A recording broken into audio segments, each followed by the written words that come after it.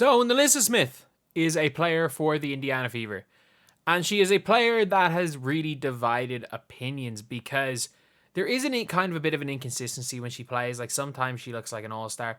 Other times she looks like she shouldn't be on the floor. And I made a video. I'm trying to think.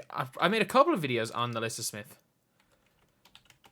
the last while. Like in the last couple of weeks, I have made Nalyssa Smith's time coming to an end in Indiana. It's now or never. Tonight's game is important about both the Chicago Sky and the Connecticut Sun games. And she completely out-dominated against Angel Reese against the Sky. She was really good, I felt, against the Wings as well. And then against the Sun, yeah, if you look at the box score, you're like, she didn't have a good game. But if you actually watch the game, Nalyssa Smith played well. And the big difference is that the effort is there and it's starting to come together. She's getting easy looks. Like, Nalyssa Smith is somebody that can make some of the craziest shots. Like, there's no other player on this team that would shoot a one leg, falling away, throw from behind the head, into a one-handed floater from the free throw line off one dribble that I'd be like, that is a chance of going in. Nalyssa Smith regularly does it. She's getting more aggressive on the offensive end. Like, she is a scorer. When she gets position on the inside, when she is able to use her size, get in on people and finish, she's really good. When she does this fade away one-hand shot that she can sometimes hit where she flings it back almost off one hand, like, it's really hard. Like, that very rarely goes in. It's a really high degree of difficulty shot that she takes. And that's kind of one issue, is that a lot of the times Nalyssa Smith takes really, really high degree of difficulty shots when easy shots are probably the smarter decision. But at the end of the day, it doesn't really matter because it's all about impact on the floor. And she has been exceptional. And look, this Fever team's been exceptional. And I really like the dynamic with her and Temi Fagbenle because they're the opposite of as players. They are the complete opposite. Like, some games it's going to be 25 for Nalyssa Smith. Some games it's going to be 25 for Temi. Some games it's going to be 20-20. And that's the thing, where you've got a really good offensive player. And look, Nalyssa Smith is still a terrible defender. If they play against... But that's the thing. She is bad at some aspects of defense. Like, she's almost... I will say...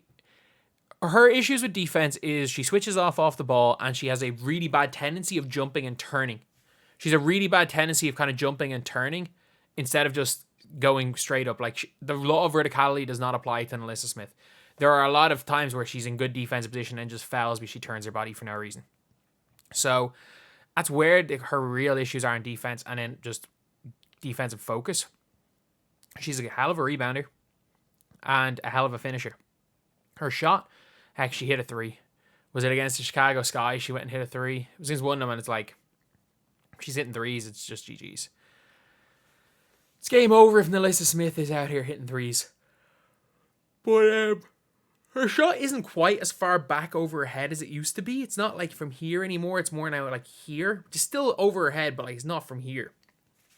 And she's working. The only thing, like, the most important thing as a fan of a team is effort. It is effort. It's looking at your players and feeling like they gave 100%. Because if a player's not running back on defense, if a player's not like putting in the work, which, if you watch that game against Minnesota, which was, I think, her last bad game, she wasn't running back on defense half the time. She was switching off. On every switch, she was getting face cutted.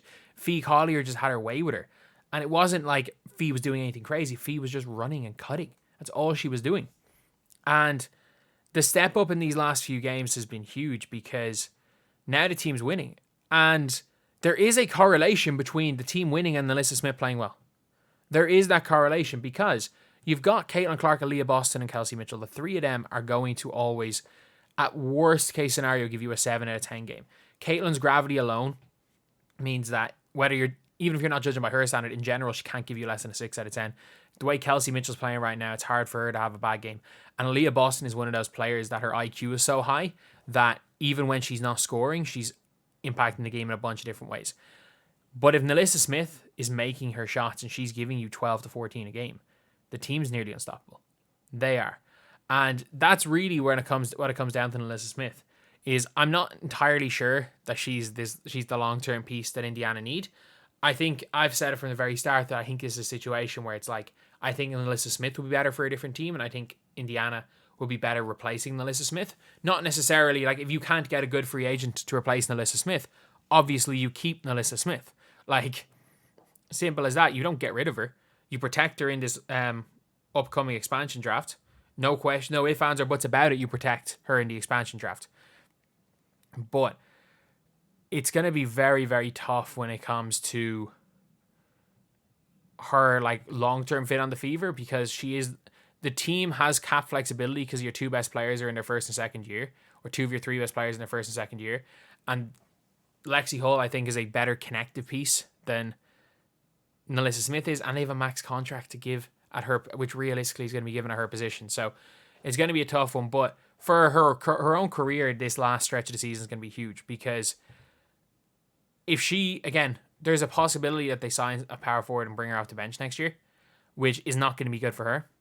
The best case scenario for Nalyssa Smith is that she balls out and becomes worth a legitimate asset.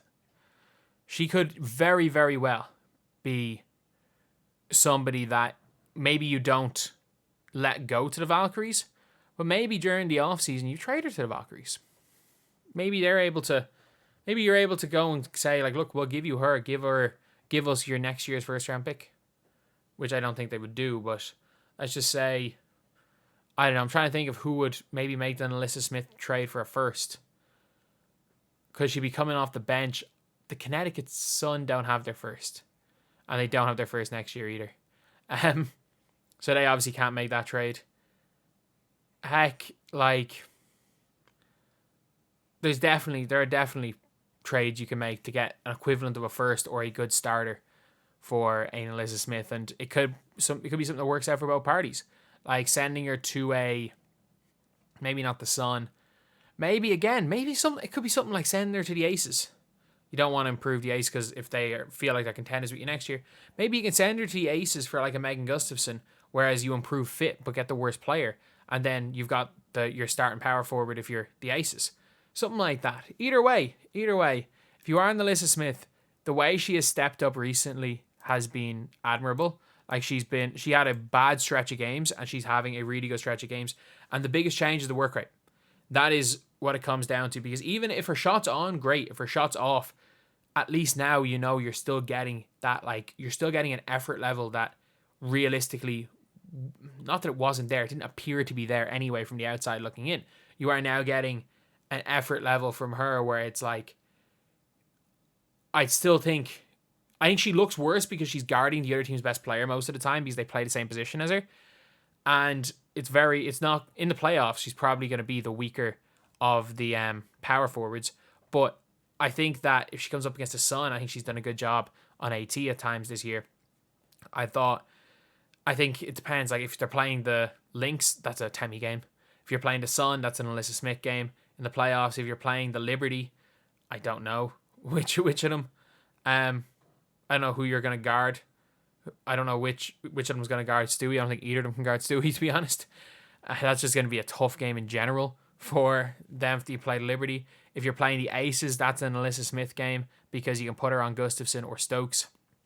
And yeah, it hopefully, touch wood, she continues to play like a borderline all-star, because if she can play like that throughout the playoffs, the Indiana Fever are probably the third best team in the W.